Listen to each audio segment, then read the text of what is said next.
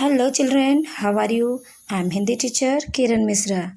आपको पता है हमारा लेसन नंबर 9 ममता चल रहा है अभी, जिसमें आज तक आपने जाना है कि किस प्रकार से रोहतास दुर्ग पर आक्रमण होता है और मंत्री चूड़ामणि अपनी पुत्री ममता के लिए व्यथित रहते हैं।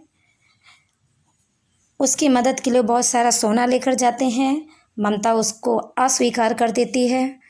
अचानक रोहतास दुर्ग पर आक्रमण हो जाता है। शेरशाह छल द्वारा रोहतास दुर्ग पर अपना अधिकार जमा लेता है। उसी में मंत्री चूड़ामणि मारे जाते हैं। तो ममता वहाँ से भागकर काशी में स्थित एक विहार में झोपड़ी बनाकर रहने लगती हैं। वहाँ एक रात वो पाठ कर रही थी। अचानक कोई एक मुगल पहुँचता है और वो आश्रय मांगता है। ममता मन ही मन उससे डरते हुए आश्रय देने के लिए ना कहने का सोचती है, लेकिन वो वहीं गिर पड़ता है। अब आगे जानते हैं कहानी क्या होती है। उसने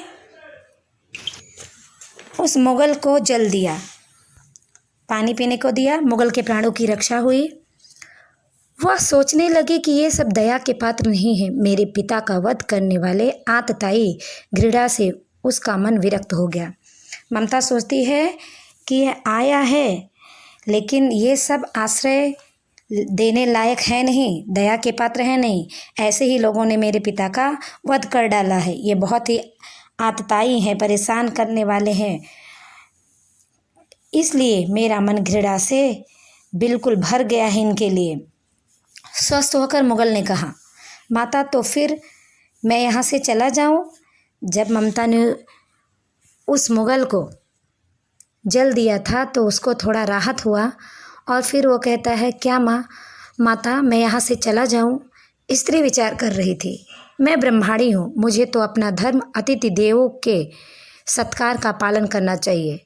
अपने मन ही मन ममता विचार करती है और सोचती है, मैं तो ब्रह्माणी हूँ, मेरा धर्म है अतिथि को, मेहमान को सत्कार के साथ बैठाना, सत्कार देना, सम्मान देना और उसका पालन मुझे करना चाहिए, ये चाहे जो भी हो।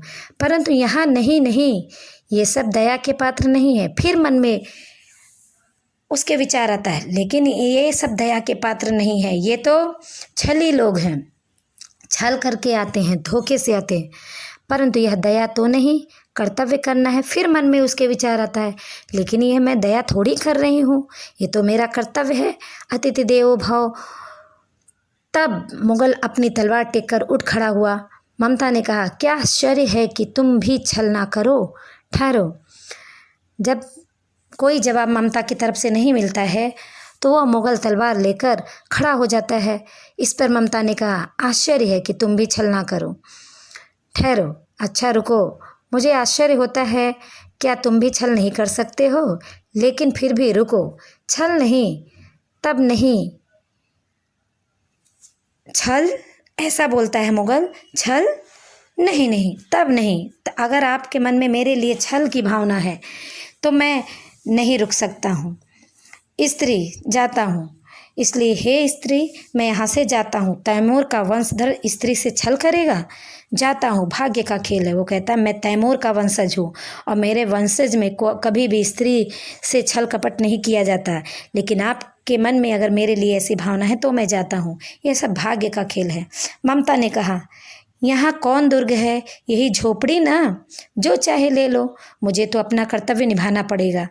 वो कहती है, अगर छल भी तुम करोगे तो कौन सा ये मेरा दुर्ग है, ये मेरी झोपड़ी है, जो चाहिए होगा तुम ले लेना, मैं तो अपना कर्तव्य निभाऊंगी। जाओ भीतर, अंदर जाओ थके हुए पथिक, हे थके हुए पथिक, तुम अंदर जाओ, तुम चाहे कोई भी हो, मैं तुम्हें आश्रय देती हूँ। तुम चाहे छली हो, चाहे ईमानदार हो, चाहे नेक इंसान हो, मैं तुम्हें आश्रय देती हूँ। सब अपना धर्म छोड़ दे तो क्या मैं भी छोड़ दूँ? सब लोग छल करने लगे, बेईमानी करने लगे, अपने धर्म से अलग हो जाएं तो क्या मैं भी छोड़ दूं अपना धर्म? मुगल ने चंद्रमा के मंद प्रकाश में वो महिमा में मुखमंडल देखा। उसने मन ही मन नमस्कार किया। ममता पास की टूटी हुई दीवारों में चली गई। भीतर थके पथिक ने झोपड़ी में विश्राम किया।